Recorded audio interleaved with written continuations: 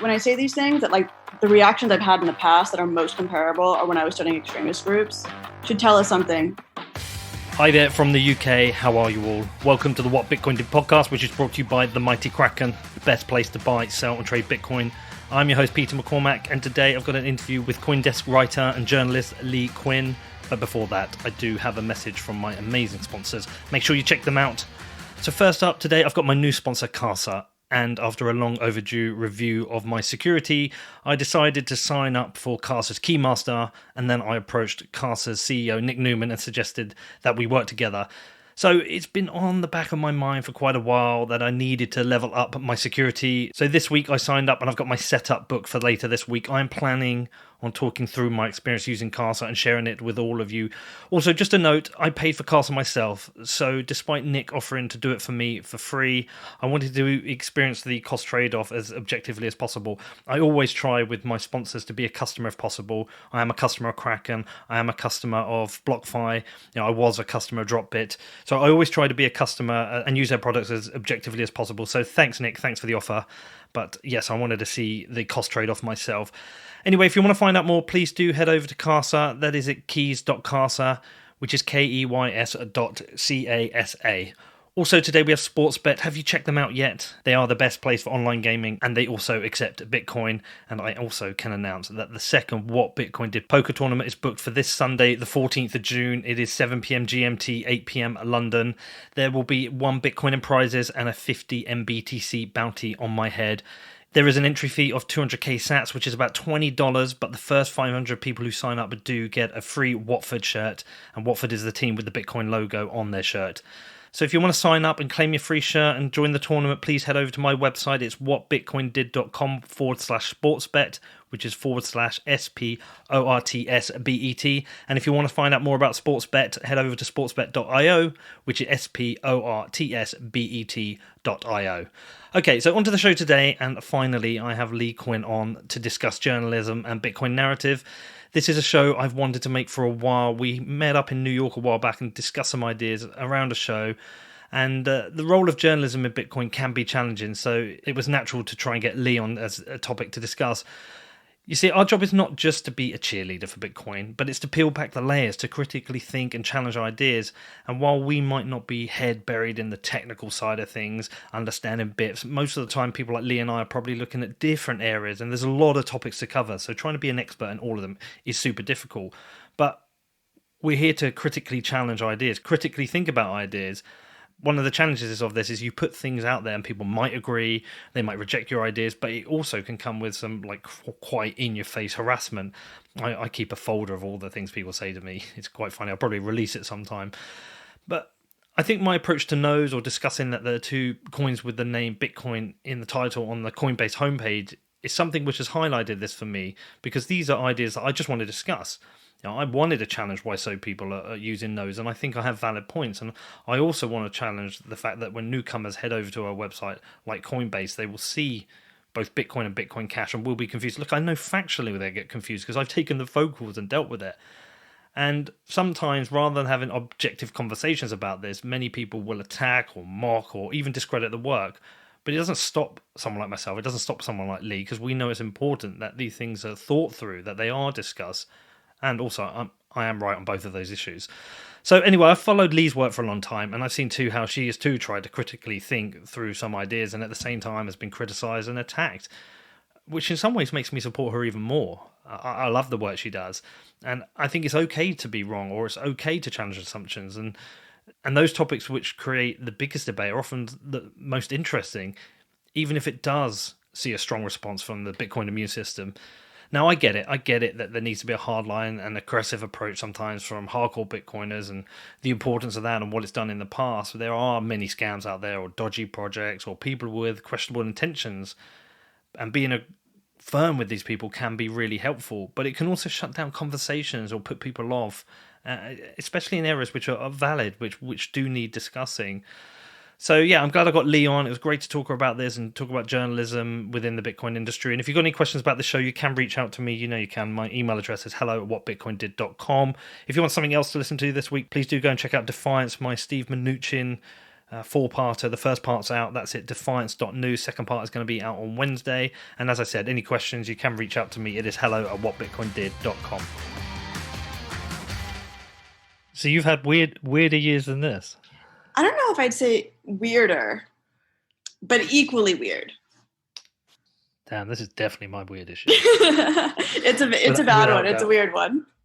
I mean, I've had bad years. I've had really bad years, but this is the weirdest one. What do you make of it all, right? Because the funny thing is, like, you're a journalist, and I wouldn't put myself in the similar category as journalist as you, because I'm not as professional. But like, I think when you're a journalist of any sort, when crazy stuff goes off, you don't just stick within your lane, right? You're observant of everything else going on. What do you make of everything right now? Well, you don't stick within your lane for your job, right? Because your job is to talk to other people. But definitely we all see like a very clear perspective. And I think when something like this happens is when you start to realize how narrow your perspective has been. For a lot of people, this felt really inevitable. They see this as like a final straw, while for others, they see it as like a new thing, like as if this movement has nothing to do with 2016.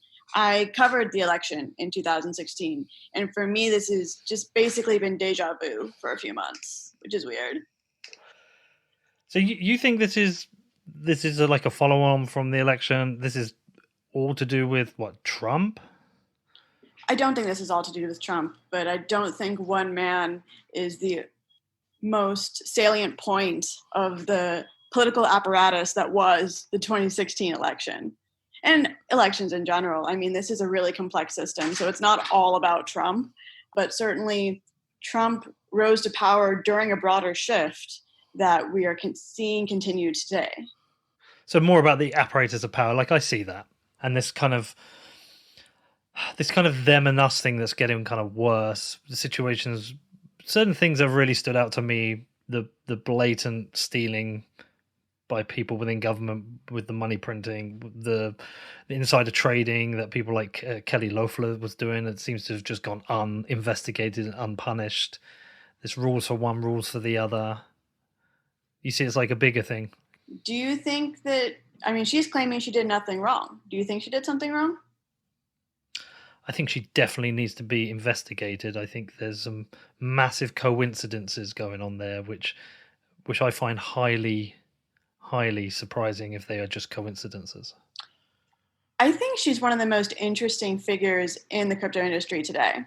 A former entrepreneur who has never publicly said whether or not she owns Bitcoin, but circumstantially she ran a Bitcoin brokerage. It'd be a little bit silly if she'd never tried or didn't own any. She is one of the richest politicians in the United States today. Hands down, there's no argument about that. If you look at her career before this and even before crypto, she was also very focused on political science, community involvement. This is not a spontaneous thing. She's been working up the ranks in her local community as well, involved with all different kinds of organizations. So you see a woman who clearly structured her career towards achieving political power and did so with economic power. I personally despise a lot of her opinions and disagree strongly with many, many of her views. But I think she's potentially one of the most powerful Bitcoiners in the world today, which is a crazy thing to think. You know, like 3 years ago, if you were to talk about, you know, the most powerful politicians in the world today are potentially involved with our space and could influence the market, you would think we were crazy. We were just like a bunch of random weirdos from the internet. Yeah, I know. And, you know, when she got that senator position, I actually thought that was quite interesting. I didn't see that coming. But it wasn't just her. There was like four of them. She stood out to me because I knew her from being in the Bitcoin world. But there was like four of them who seemed to have done some very suspicious trading post meetings regarding coronavirus. And I certainly think it needs looking into. I think that corruption in politics right now is the norm and not the exception. So it would not surprise me if all of the above. Then that's kind of why perhaps we have so much unrest right now. Is that the ruling elite getting to create the rules that end up kind of suiting their own agendas, supported by a brutal police state, whereby everybody else seems to just I watched this, actually, no, it's way off my radar of someone I would ever think I'd be interested in, but I watched a long interview yesterday with Steve Bannon, and I don't care for Breitbart. I think they're quite, I think they have an agenda which they get to push, but at the same time, the first half an hour of the interview, he talked about how the ruling elite get to make money on the way up and on the way down. He said this isn't a left or a right thing. This is the political system. And it was really challenging for me to actually find myself agreeing with him. Luckily, he did descend in some of the nonsense kind of right wing stuff later on, which made me glad that I didn't feel like I wanted to become a Steve Bannon fan. But he was fundamentally correct about what is happening within the ruling elite and the political system. We have, the Goldman Sachs alumni within some of the biggest, most powerful seats in America. I mean, Steve Mnuchin, I'm going after myself right now, somebody who has routinely been involved in situations where asset stripping Sears from his foreclosure machine with One West, and now he's the guy with the most important economics job possibly in the world. I think all of these things, and I think you can throw other things in there. I think you can throw Weinstein in there. I think you can throw Epstein in there. I think you can throw not just the ruling elite of like politics, but it's also the kind of these rich fuckers who just get away with a lot of stuff. And I think everyone's fed up. Peter, I want to ask you something. Yeah, you sure. live in a system where you feel that the ruling elite abuse their wealth in order and accrue more power, right? That's what you feel we're in right now. And here we have this invention of uncensorable money. What makes you think they're not going to do the same thing with the new money? Well, it depends what they're going to do with the new money, or what they can do with are there more checks and balances in place, right? So one thing we know they can't do is just print money. We know that's one thing they can't do, which is great, which is cool, which we know is a good thing. Can they accumulate more Bitcoin in a just hypothetically in a hyper Bitcoinization world? Say there's no fiat money anymore. There's only Bitcoin. Can they accumulate more of it and therefore exert more power and influence over people? Of course they can. They can. I don't think Bitcoin solves every single problem that. And I don't even know if a Bitcoin world's better. I think there's certain aspects of it that are undoubtedly better. But can you? Is the root of the problem just the money printer, or is the root of the problem human greed, manipulation, power? I tend to think it's more the latter. Yeah, I've become a little bit obsessed with this over the years. What is it? What's the problem? And I think the problem is us, but I don't think it's our biology, because so many different factors, we act so many different ways. I think that we've created systems that encourage this kind of misbehavior and mismanagement. And the question is how to change systems, because that's much harder than removing a person. You can blame a person, like all journalists are evil, all conservatives are evil, whatever, and say we should just get rid of them. But then somebody else will be the next scapegoat for the reason that everything is going wrong.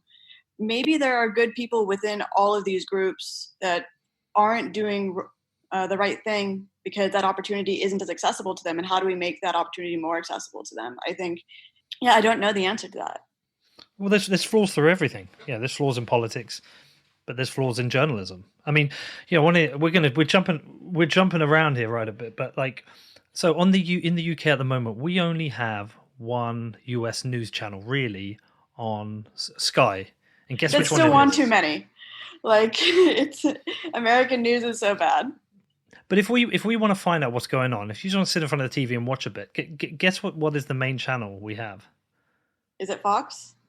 It's CNN. Oh, okay. Mm. And I've been watching it going, hold on, this isn't news. This is an anti-Trump channel. And once you realize it's an anti-Trump channel, you see the lens through how they report everything. And look, I don't have a horse in the race here. I have my things I like and don't like about Trump and the Republicans, same about the Democrats. I can be pretty impartial. But I was watching it with my son last night, and I was saying to him, look, we have to be very careful watching this, This isn't independent, fact-based news. This has a lens of being very much supporting the Democrat Party, anti-Trump, anti-Republican. I had to try and explain that to him. And so we have systematic problems that go through politics, money, finance, business, journalism, like media. Like, there's problems everywhere, right? And I think these riots are highlighting all of it. So I know a few of the people at CNN, not a ton.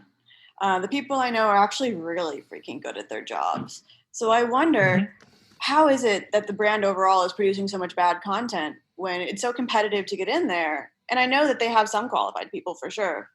And there's a lot of reasons why, as a journalist, you might produce a piece that you're not proud of or that you think is very clearly biased. You're being hired by a company. You are being hired by a company for them to use your voice to project the message that will make them money.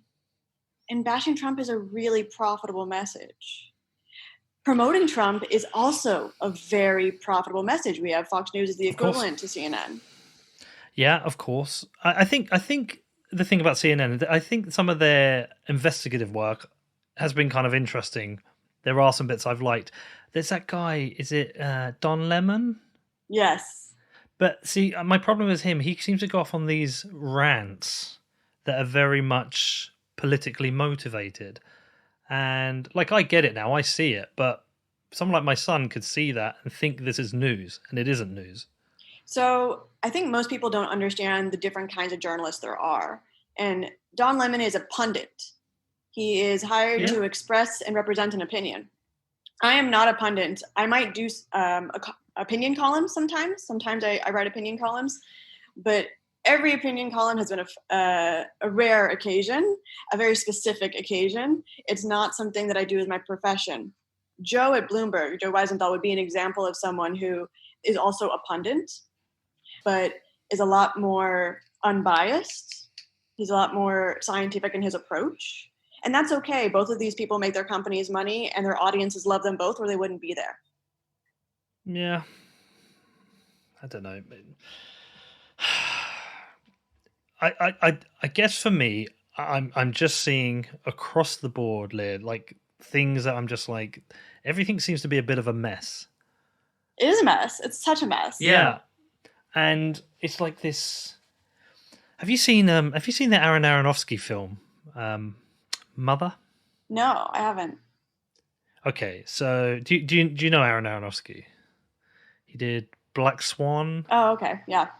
I think he did Black Swan and Pie. So he's done this film called Mother, and like a bit of a there's give a bit of away of the plot here, but it's worth seeing. The whole film's set inside a house, and you essentially see the complete breakdown of society from inside this house. And it's a really interesting film. And when I watched it at the time, the first time I watched it, I was like, what the fuck did I just watch? And anyone else who's seen it is going to be nodding now. If they're listening to this, they're going to go, yeah, I know exactly what you mean, Pete. And I had to watch it again. And ever since then, it's one of those films that's really stuck with me. A lot of people don't like the film, but I actually really like it because it stuck with me because things happen in the world and I'm looking back. Like, I can see the part of that film which is happening right now, which is violent protests, which is police brutality, which is breakdown of society, which is people not giving a shit about each other.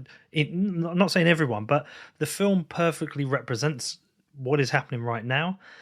And it's like every situation, it just keeps getting a little bit worse. And I'm trying to think, like, where are we going to be within a year? What's going to happen in a year? Are we all going to be still on lockdowns? Are we going to have even more surveillance? Are we going to have even stronger power from the police? Like, what? More people are going to be out of work. Like, where is this all heading? I don't know. I have zero ability to predict a year from now, which is weird and scary sometimes because I used to think I knew what I wanted to do for a few years, and now the world changes so dramatically month to month or week to week even. But I think that you're noticing something that's there. There's definitely unrest and there's tension. You were talking before about it being unfair, right? And whether that's a problem of us or whether that's a problem of something else. I became really obsessed for a while, like a few years ago, reading studies of different primates. And it turns out if you put two monkeys next to each other and you give one a banana and you train them both to do a thing and you pay one with a banana and one with a cucumber, the monkey that got the lesser deal will get really upset. If you give the other one two bananas and him only one banana, he'll get really upset. Like, the idea of unfairness making us upset is very innate. It's ingrained in us. And when we think about Jane Goodall, the scientist who is very, very famous for her groundbreaking work studying primates, later on in her life, she realized that one of the problems that she had with her earlier studies is that the primates behaved completely differently when her camp moved closer to them with the bananas in order to study them, because now they went from a food source that no one controlled to a controlled food source that they were fighting for access to. And there was all this aggression, and like the troops were like fighting and warring, and they thought that they were witnessing something that was organic. But they realized that it only would start when they would start controlling the supply of wealth, which is for them bananas, right? So in some ways that can make us really hopeful about Bitcoin, the idea of reducing the control on wealth, reducing circumstances in which we would be aggressive. But we're not sure whether that's actually how things are going to play out, because there are just so many other factors right now. Bitcoin is a small part of the broader economy and the broader system. We'll come to Bitcoin, because there are some things I want to ask you about that. And I actually found your interview with Marty Bent very interesting. And also, I've always enjoyed the fact that you will challenge kind of standard thinking, and you'll take it on the chin and go with it. So I do want to get to that, but I'm just like, even before I get to Bitcoin, because I don't subscribe to the Bitcoin fixes everything theory. I don't. I think Bitcoin can do some really important things and have some really important change, like lead to important changes. Not even just in Bitcoin itself, but the mindset of when you learn about Bitcoin, and then you go down these other rabbit holes that make you really rethink life, etc. But I don't think everyone subscribes to that, and I don't think everyone will subscribe to that, and I don't think it fixes everything. And even if it does, it might be a multi-decade thing, and we have problems in front of us right now. Yeah, for sure. And also, sometimes, even personally, I sometimes wonder, am I helping the problem? Am I making it worse? That's really healthy. It's really healthy to question yourself, because I all the time don't know whether I'm doing the right thing. You just got to keep trying your best. All right, listen, look, before we get to the Bitcoin stuff, you worked on this book, Cypherpunk Women. I do want to ask you a bit about it. Yeah, sure. So I've skim read some of it, and some of my favorite people in there. What's the background to this? How did you get involved? There's a lot of different kinds of content that don't make sense for a journalistic platform or for a nonfiction book. Laura Shin, for example, is working on an amazing nonfiction book about the crypto industry. Camila Russo worked on an amazing book about Ethereum, certainly with a different perspective than I have, but it's good that someone's out there writing and trying to share information. But there's just so many stories that, like, you only really need 30 seconds to understand this person's perspective, the value that Bitcoin has to them, the way they used it. You don't need a full article. You don't need a full novel. And all these different people have wildly different experiences with Bitcoin. And so I wanted to give people a space to express the way that they view Bitcoin in any format, not only nonfiction, not only an art piece, although some did do art pieces, just like, here's a blank canvas, do it, and I'll give you feedback and not let you embarrass yourself. Feel free to go wild. And the result was the anthology. Yeah. Were there any particular... I'm going to tell you my favorite bit. I'm just going to dig it out. But were there any particular patterns you found? Well, yeah. I mean, these are all Bitcoiners, So they a lot of them believe the same things that a lot of Bitcoiners believe, that this is a store of value, that this is going to change the world, that this is a cypherpunk technology. There were some people that disagreed with some aspects of that. The other day, I was interviewing someone, and he described Bitcoin to me as a volatile security, but that works as a money transmission software. And I was like, there are so many things in that sentence that are not usually what I applied to Bitcoin, but I can see where you're going with it. And for you, that's how you use it. So there are definitely patterns. There are people who agree with each other on what Bitcoin is, but there's also people who don't agree with each other at all about what Bitcoin is. And that's okay. And that's great. And I think that was the most surprising thing, was that I interviewed Bitcoiners a lot. And so I would come to questions thinking I might already know the answer, and then the answer would be something that went a little bit to the left or to the right of what I expected. Interesting. I'm gonna read you my favorite bit, but actually, and it was right near the start, but it's with somebody I've had on my show before as well, which is Ali Eve Knox, which I know you're a big fan of hers as well. And the reason I really like her use case as well is because it isn't about speculation and number go up, blah blah blah. And I just did an interview with Ragnar where he was talking about, we seem to have got away with this idea of Bitcoin solving problems like censorship resistance problems, which I know isn't popular. A lot of people just want hodl, hodl, hodl. But I love this bit where she says, Bitcoin for me hasn't been about shit posting on Twitter or flexing my maximalist muscles. It hasn't been about shitting on other coins and projects in the space either. It has strictly been about getting paid in a safe and quick manner. And I'm like, that makes so much sense because it is solving a problem now. And there seems to be these two sides to Bitcoin. There is the shit I can't do because the government won't let me, or because I get censored by banks, even though I'm doing something legal, and you're solving a problem. And then there's this bigger, broader idea of taking down central banks. Now, the second one, I'm not, and I know you got into that with Marty Bent. As much as people want it to happen, I don't know how easy it is or whether 100% it can happen. But I do know right now, sex workers can use Bitcoin to get paid. People in foreign countries can use Bitcoin to buy things that maybe are deemed illegal. I was able to use it to buy cannabis oil for my mother. People are able to get around what are moral judgments and moral laws by government to do the things they want to be able to do. And that to me is like really cool because that's solving a problem right now, right here, right now. It is solving that problem right here, right now. The question of whether it will continue to be able to solve that problem, for how many people it will be able to solve it for. Because the government doesn't like being evaded, right? The government's not like, oh, thank goodness you found a way to reject the things you've been trying to enforce. No. So when Bitcoin finds a hole to fill, the government will come and try and remove that functionality. And the question of if Bitcoiners can continue to diversify and outpace the government as certain use cases become more difficult is the question of whether Bitcoin will continue to have censorship resistance. And I think you can add to that how usable it is for people broadly, and how much actually also people really care. Like someone like Matt Odell or Marty Bent or Shinobi really fucking care, and I love it, and they get Bitcoin to a level that I never will, and it's really amazing to watch. But will we create? Is that going to be like a 1%, 2%, 10% of people? Will that ever become 50, 60% of people learning how to use Tor and CoinJoin and things like that? Will it all be abstracted away? I don't know. But what I'm saying is like it's very obvious that we have government overreach. It's very obvious that we're treated terribly by our governments. It's very obvious the money system's completely corrupt and fucked. Are we treated terribly by our governments, though? Or are we really suffering? There are people who are suffering at the hands of their governments. I genuinely don't have an opinion. I don't know whether or not we suffer more in lawlessness or more under law. This is a question I grapple with.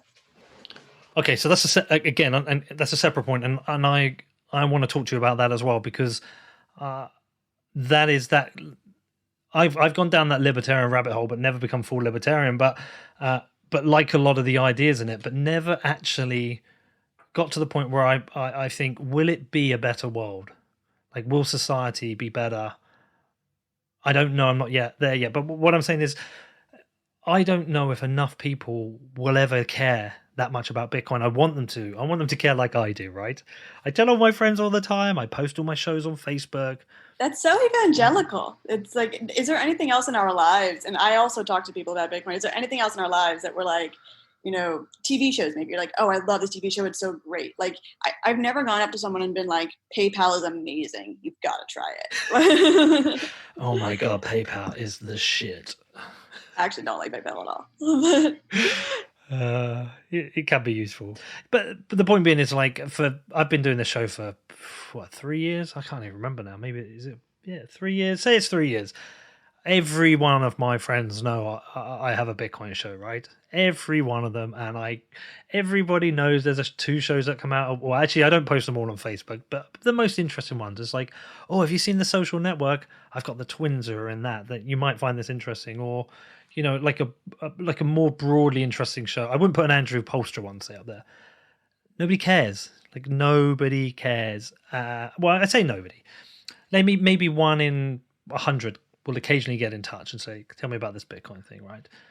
But so we've got this problem. If we want this Bitcoin thing to take over and solve a lot of problems, do we want it to take over? Do we want Bitcoin to be the dominant currency? Good question. I think I do. I think I want a small country to be the test first. I don't know if I do. I would like Bitcoin to continue existing. I would like it to be usable for me. And I would like it to be popular enough and widespread enough that it is usable for me, because money that's isn't usable. But I really enjoy the opportunity for recourse in the banking system. Like, I like the idea of having money that is not controlled by software that I can't. I get what you're saying. It's like, it's like if someone steals your credit card, you can get the money back, and you don't have to manage your private keys for your entire wealth. Look, I get that, and I'm with you that there's benefits to both parts of the system, which is why some of my wealth is on a hardware wallet and some of my wealth is in a bank. I get both. What I'm saying is, if Bitcoin was, say, a dominant currency, which naturally enforced a little bit more responsibility on the fiat system and the banking system, that is possibly a good thing. So if the people that have a lot of money now are using it corruptly and you want to investigate them, and that's a hard thing, having a very dominant currency that would make it harder to investigate them, how would that not have negative repercussions in addition to the positive repercussions? Good question. Are you asking about fraudulent use, or are you asking about kind of monopolistic powers? So both, right? Like, I didn't cover the story in particular, so I'm definitely not an expert on it. But if I recall correctly, there were Bitcoin transactions involved with Russian groups that were promoting propaganda in the American election 2016, right? Do you remember that story? Mm-hmm. So that's a real world result. That is a real world use case. I'm not sure I enjoyed having my family's homeland subject to the manipulation that so much money moved at once without permission can wreak, like all that chaos. I don't think that was the only factor that got Trump elected, but it certainly was one of the factors. And that's just one. Was it that influential though? And without Bitcoin, would have they been able to find another way to do it anyway? Without Bitcoin, they totally would have found another way to do it anyway. I don't think that Bitcoin is uniquely dangerous.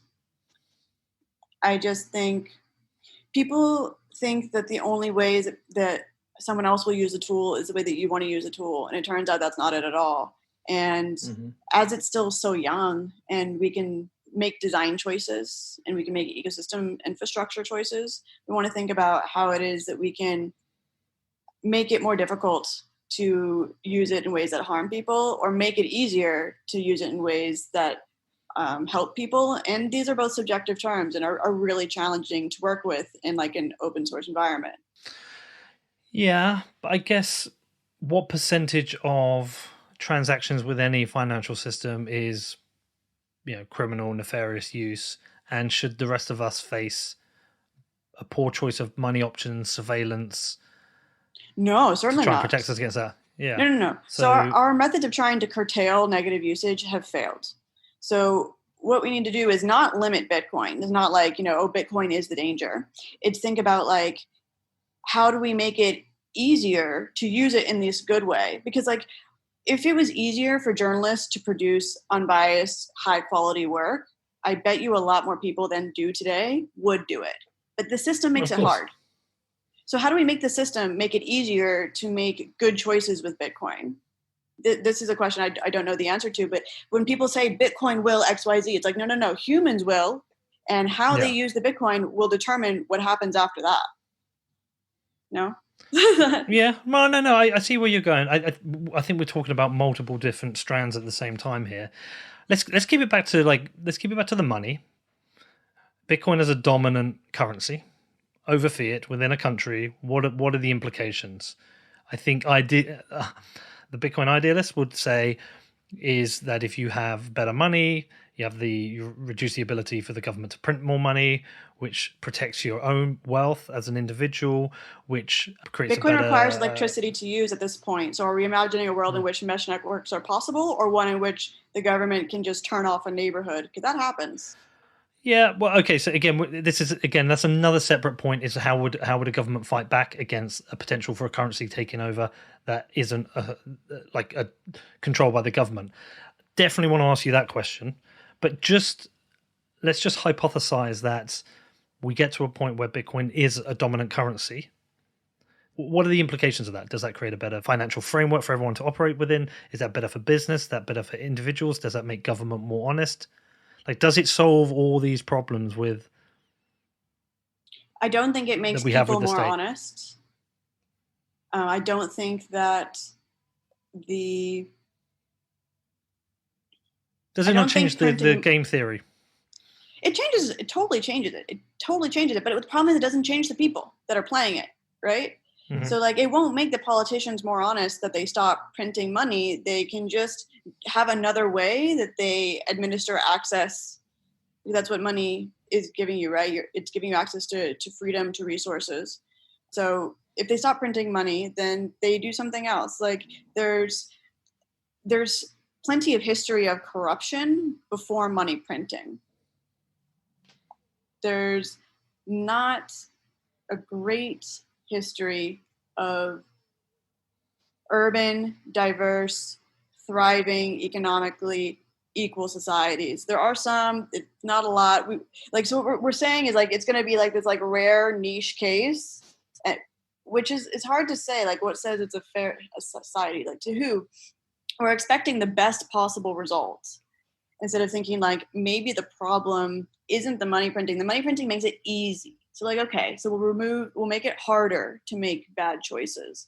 That's a good thing. That's a very good thing. So it's a positive outcome. But will it remove that? No. And how do we make it easier to make good choices? Because if you remove the possibility to make bad choices, but you don't necessarily like redirect the system in another way, then how can you make any guess where it's going to go? So, like, your scenario is a better world, but the question is how to get there, and that's like the really pivotal question, right? Yeah, well, see, because we're talking about incentives here, the incentive structure.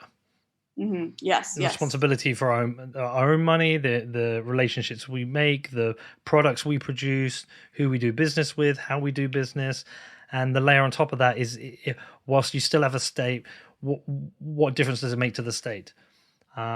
We know, for example, that if the state runs at a deficit, they can print more money. We know that, and that can lead to inflation. And also that can lead to the debasement of our own wealth and creation. So we know that. So if we move to if a particular country moved to having, I think the interesting point would be a country starting to use Bitcoin as a reserve alongside gold. We know that's essentially the first step towards this. But does it change the incentive structure of the government? I guess the incentive structure of a government only changes at the point whereby the fiat system is no longer the dominant currency. There's a long way from here to there. Yeah. And is it doable? Yeah. Because you debated it with Marty. You don't. Now remind me, is it that you don't believe that the government will kind of roll over so easily? I think it is highly improbable. It doesn't make it impossible, but highly improbable. Because there are so many factors that have nothing to do with it being good technology. It's a great technology, fabulous. There are a lot of different motivations and incentives and players that have nothing to do with whether Bitcoin can do the job. And people will protect broken systems that they benefit from or that are convenient for them, even if there's a better option available to them. Okay. Is that a pessimistic view I of don't. people? Well, no, I don't. I don't disagree. I mean, you only have to look at what's happened over the last couple of weeks, especially I think quite interesting just to observe what has happened at the White House. So, day one, there are police stationed at the White House while there's demonstrations. Day 2, 3, whatever, it goes from police to military police to the army to disbursement of crowds to now I saw yesterday barricades being put up. So that there could easily be an analogy to what the barriers and the defense that could be built around a financial system. The White House fell under threat. They put an army around it. Then they put barricades around it. Itself, by the way, really fucking surreal to watch that the White House is being defended from its own people in such a way, and people who have no weapons have been defending so heavily by people with weapons. But I think that is that sorry, you're better at this. Is that a metaphor or is that an analogy for what could happen for the financial system? It can be both. Yeah, but so if the financial system, which is under threat, which protects the government, what is the military police that gets put around the financial system? What are the barricades that are put around the financial system? Is it that there becomes limitations put on the use of Bitcoin, as we saw in China? Does it outright get banned at some point? What does that even mean? Does that push it underground and it becomes this kind of like cypherpunk nerd tool? Because you can't get rid of it. You can make it illegal, but you can't get rid of it. So how does that play out? What do you mean? Well, so what is your belief? Your belief if Bitcoin continue to grow, that the government would essentially put in policies or rules or things to stop people using it or restrict it. We've seen this happen. But how far would they go? How far could they go? And what would the reaction be? I am really scared and sad to even guess, right? Because what we've seen so far isn't great. We see people who are imprisoned, who lose their livelihood, passing laws against Bitcoin or usage in certain ways, so that it's really risky.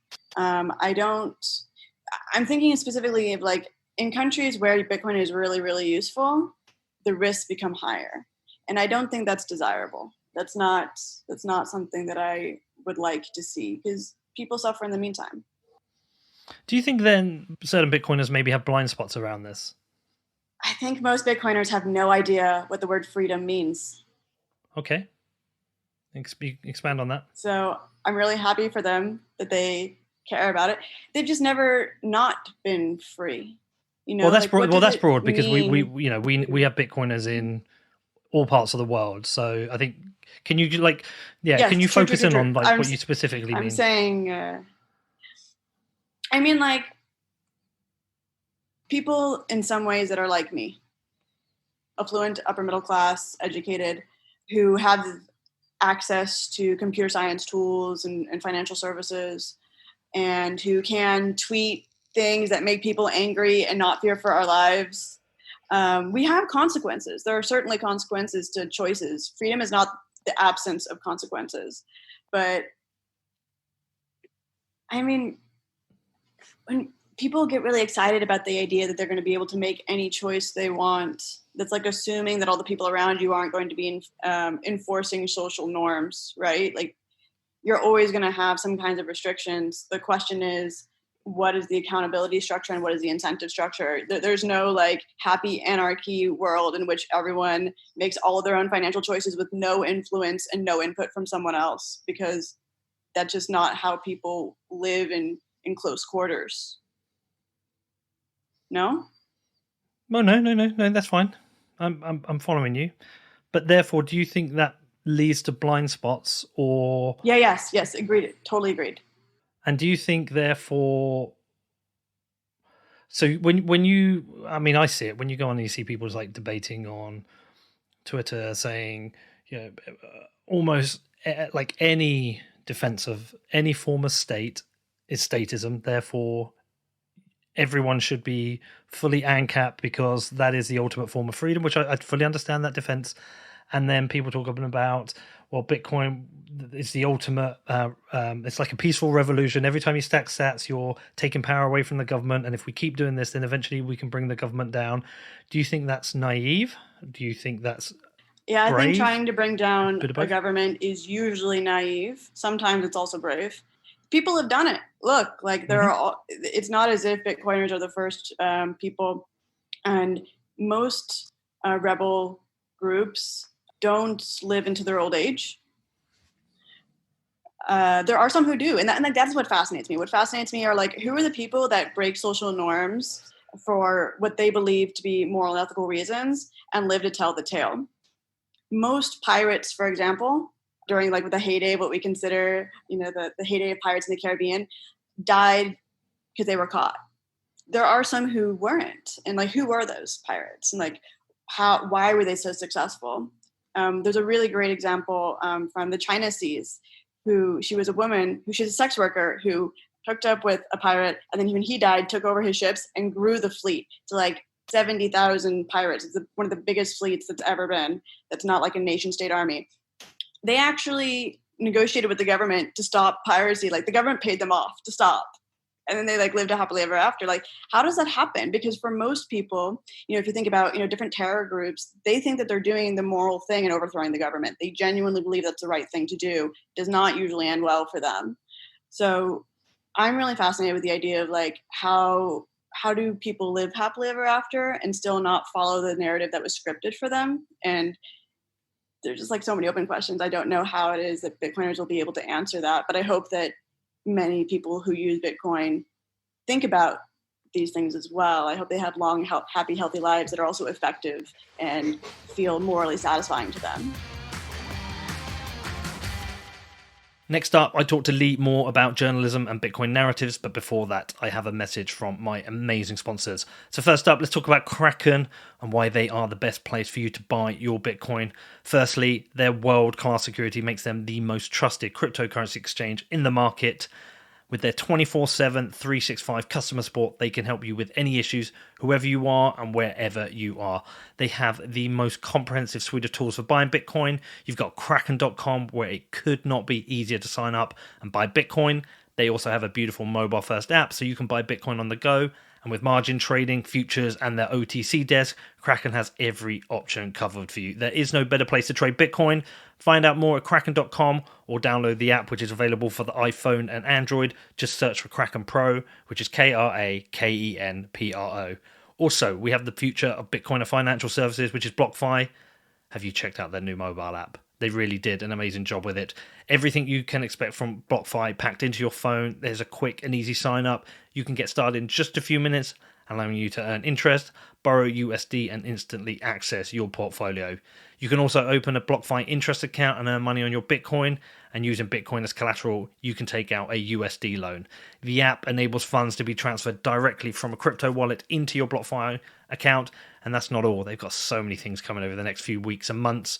I will be telling you all about that. If you are interested in checking out BlockFi, I recommend you do your own research and then head over to blockfi.com, which is BLOCKFI.com.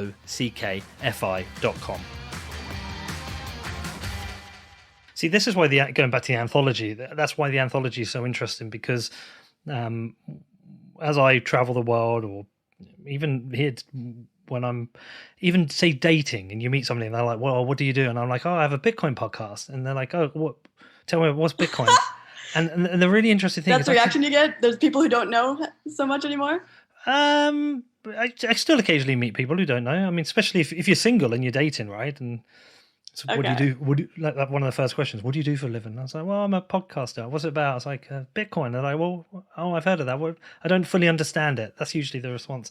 And then I think, yeah, I don't fully understand it either.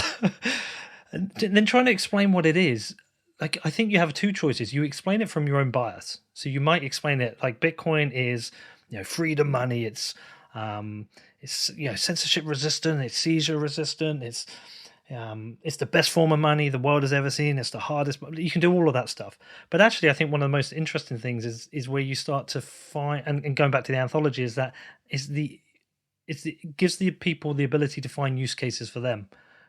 So my use case for Bitcoin is sometimes to get paid, and it's a savings technology, which I use to stack some stats and put away for the future, and a bit of speculation. And a handful of times in my life, it's been censorship resistance. I've been wanting to buy things which I can't buy in normal use cases, and that's my use case. It's a very tough sell to turn on somebody and say it's a new form of money to take down government central banks. That's a really tough sell. I don't think people should try and sell that moral. That sounds like recruiting for a kind of political cult. Like, no, I don't tell people. But a lot of people are doing that. Yes, they are. That is correct. It's like the book Dune, with the Freeman. Is that the one? Well, I've seen the film about. Yeah, there's a film of it. Basically, like the space one. The good guys are also the crazy guys. Yeah, but that's always the way. Yeah. Well, so what's your thesis then? Going back to yours, I know you explained it earlier. But what's your Bitcoin thesis? What's your thesis on what Bitcoin is?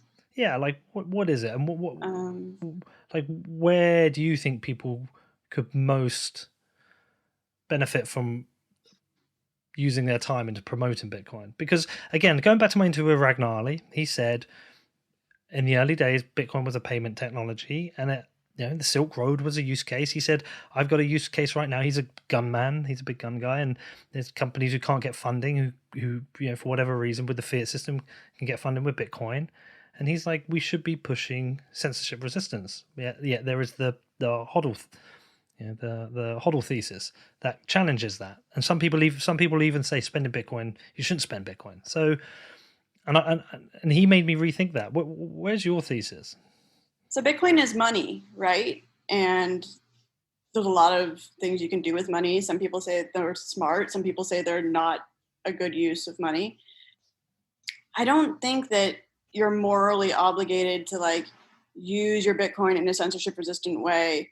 It just makes more financial sense to use other kinds of money when you can, because at the moment it's easier and cheaper.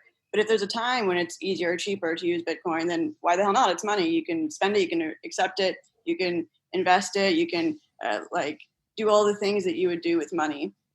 For me personally, I am terrible with technical devices and computers, and I am not that great at speculating on the market. So I don't use it for the purpose of trying to make investment choices in other blockchain projects. A lot of people, they'll buy it because they want the trade. I have no idea what would be a good trade for me, bad for trade for me. That's not useful for me. I found Bitcoin for me helpful when I need to transact when I'm traveling or working internationally. I do that a lot, and it's really a pain in the ass to carry a bunch of cash with you. But it's only useful for me when the other person's willing to transact with me in that, right? So this is why for me, it's beneficial if more people think Bitcoin is valuable, because then I can use it as money in more scenarios.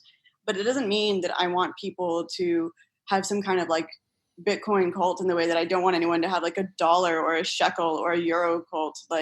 I want them to know where the value comes from. And that includes understanding how corrupt the government is, right? If the value of my dollar. And then I want people to make choices that make sense based on the risks and the opportunities with that currency. There are some risks to using Bitcoin that don't exist with the dollar, being traced back and associated with certain kinds of computer accounts or things like that. But there are opportunities that don't exist with my dollar. So I just think it's money, and I want to use it. And I want to use it and live happily ever after. So this combination of things is my focus. What was it like? Because before you were writing about Bitcoin and money, you were writing about the sex industry, right?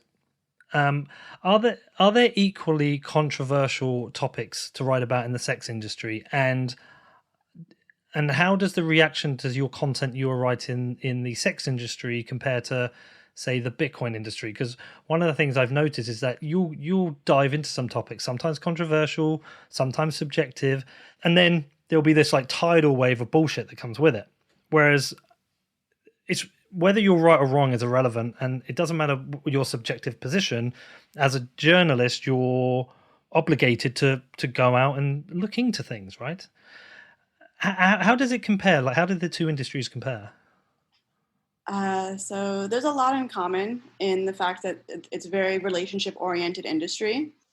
Small groups of people that own some of the well-known companies, but also it's has a lot in common in the sense that there's a ton of freelancers and entrepreneurs that are flooding in and really changing the power dynamics in that industry. Like, because you just have to think about the way that media is distributed and how that influences the power, right? So like when porn was only done on film, then you needed to be able to have a film studio and someone that's going to print those physical copies and distribute them. Now that really anyone with a smartphone or a laptop can record erotic content, and that really, certainly you want better equipment for better quality, but like anyone can, the entry barrier, and you don't need to rely on a distributor. You could have a Twitter account and like get clients directly that way. There's a totally different power dynamic. People don't recall that actually still most of the people that own porn companies, traditional, like, from the 80s and 70s and stuff, are all men. There are some women, and that's starting to change. But like, can you imagine there's like an industry in which one group of people is selling work predominantly made by another group of people to their, like, there's so much exploitation that's accessible and easy and has no accountability in that kind of scenario.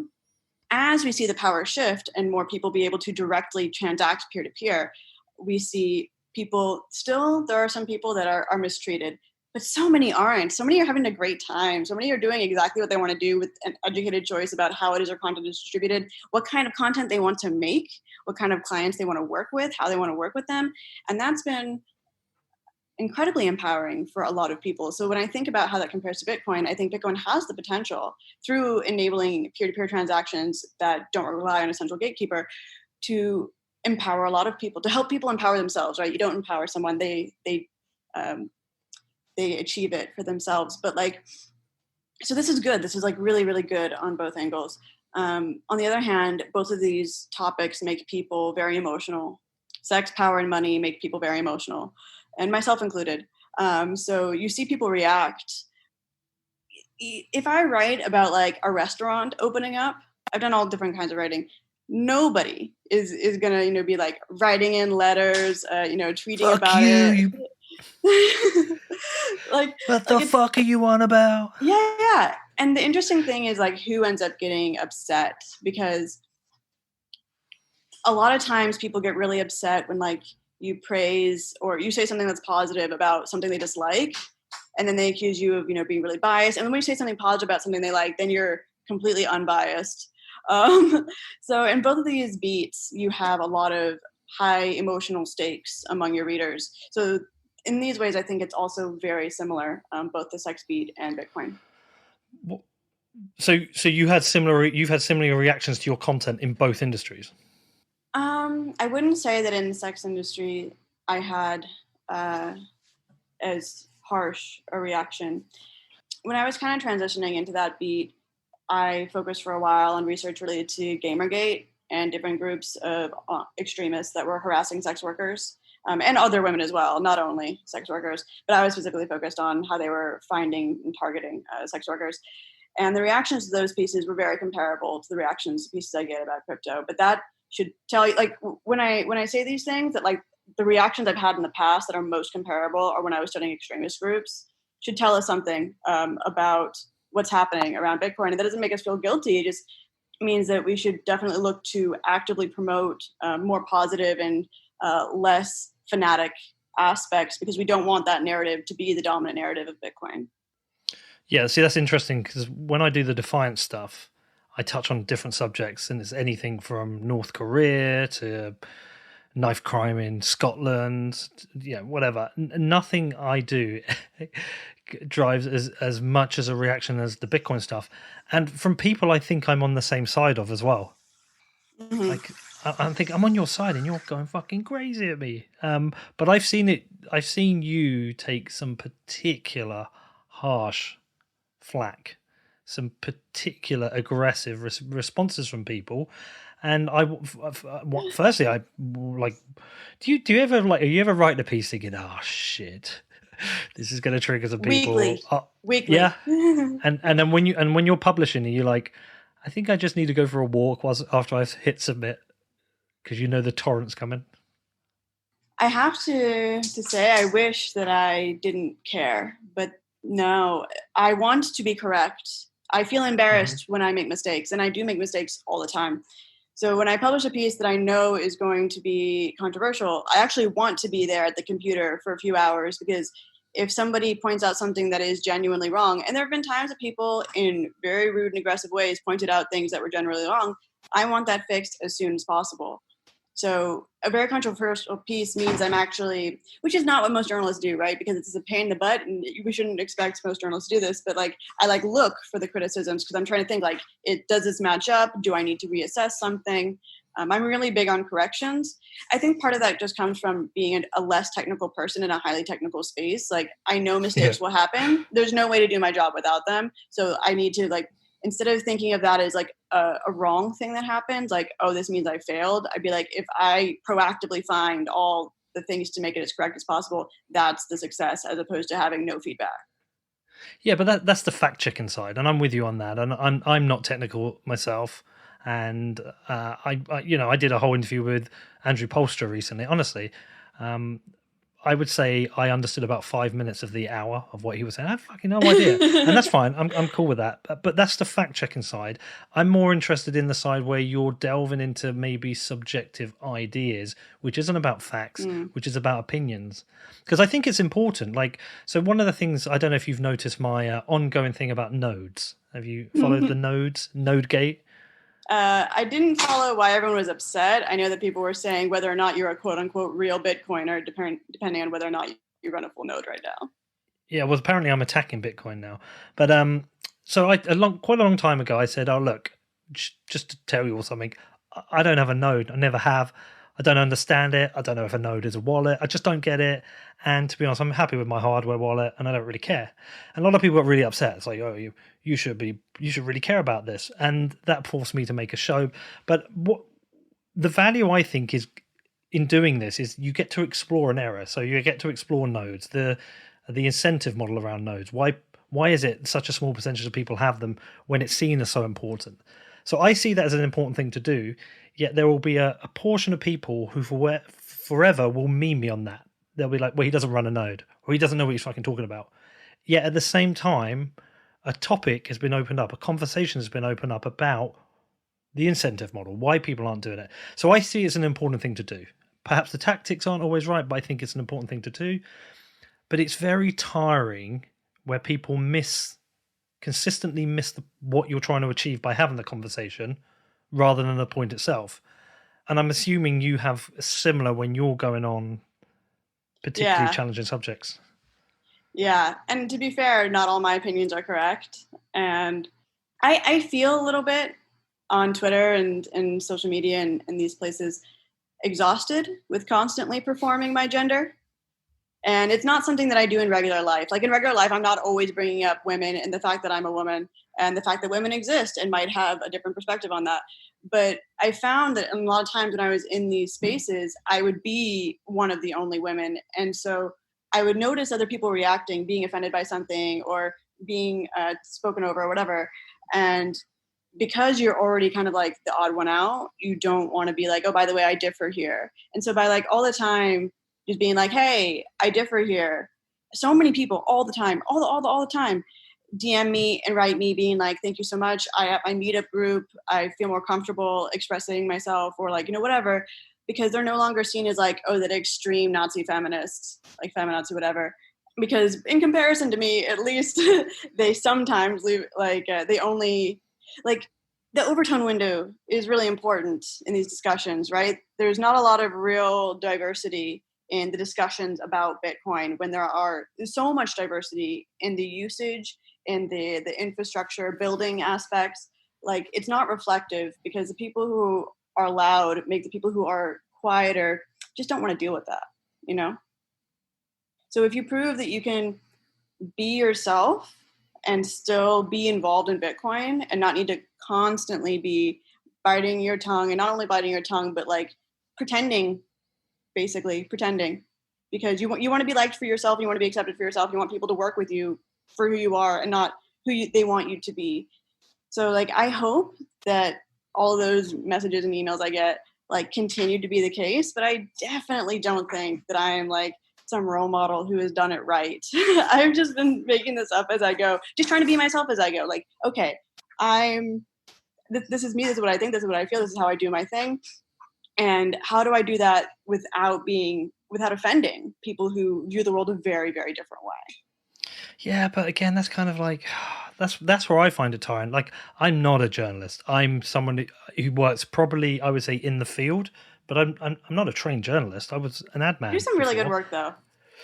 Thanks, and I've done some really shitty work. But you just figure it out. You figure it out as you go. But I know I'm in that field, right? But one thing, like the question I put to you: can you name me a journalist who has done work which is universally loved by everyone?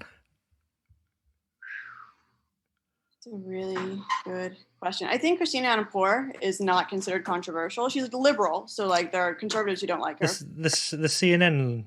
Yeah, but she's widely respected for the work that she did earlier in her career. Some of the war reporting, like no one can say she's not a badass, and no one can say she doesn't put her money where her mouth is. Yeah, and she's interviewed everyone from the Pope to Maduro, and but she won't be universally loved. No, of course not. No, for sure not. And that's the point. I think Matthew Taibbi, the guy who works for Rolling Stone? I think his name. He's pretty good.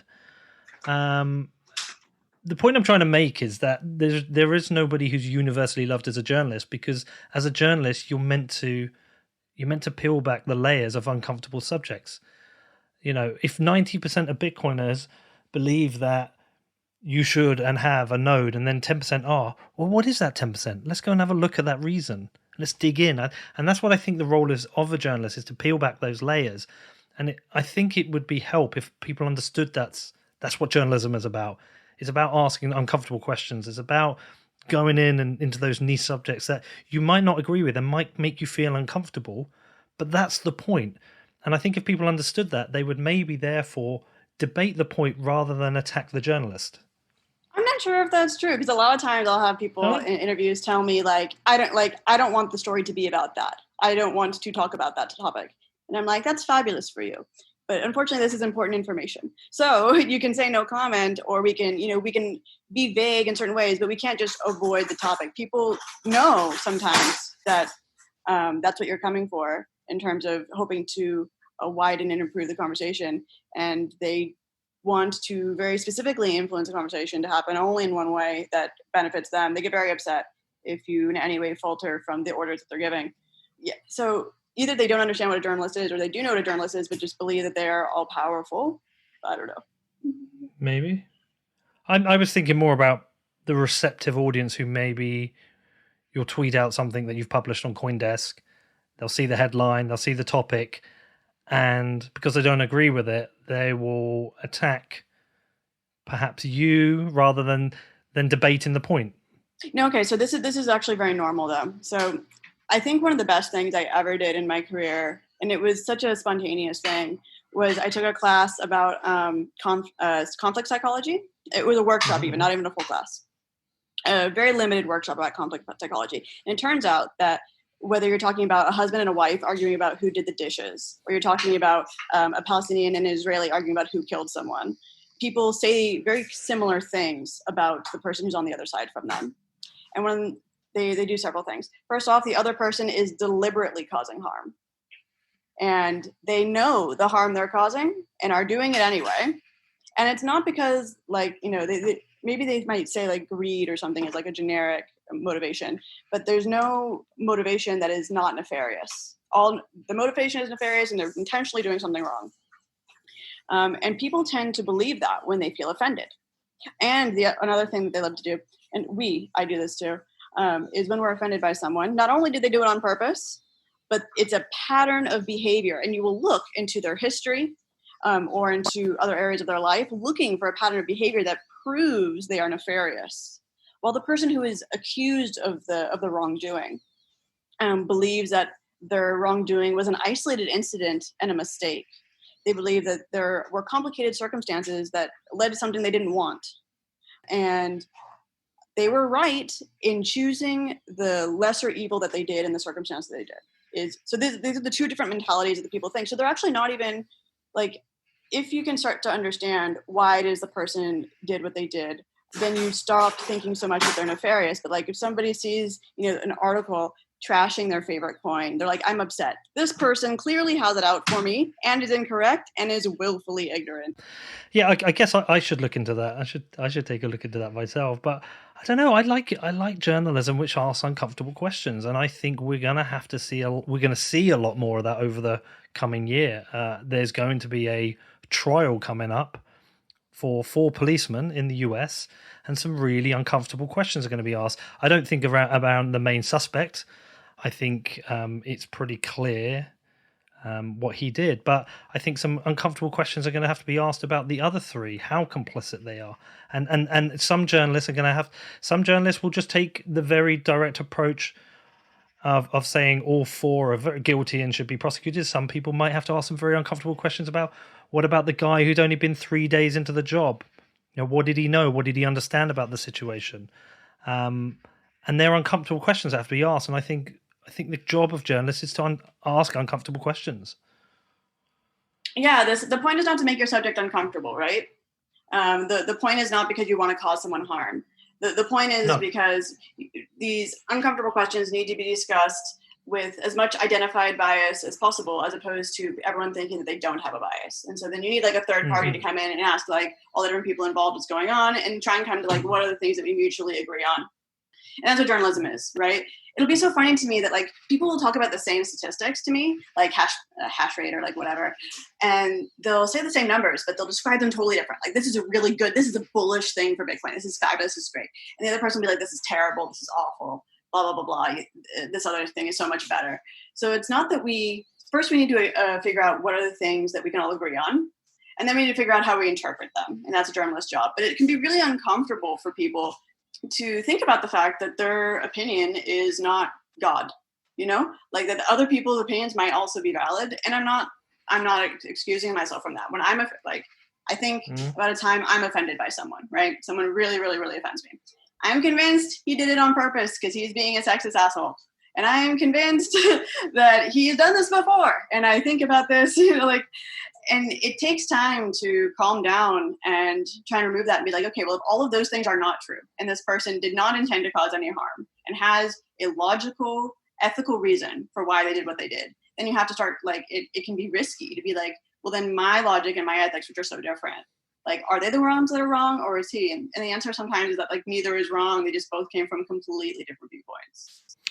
Well, I love your work, Leigh. You know that. I've always chatting to you. I'm always reaching out to you. And it's not that I always agree with you, because I don't. Sometimes I really don't agree with you. But I always like the fact that I think you're quite brave and going after subjects, in particular subjects. And I commend you and I support you. And I think the standing you've created for yourself in the Bitcoin world is because of that.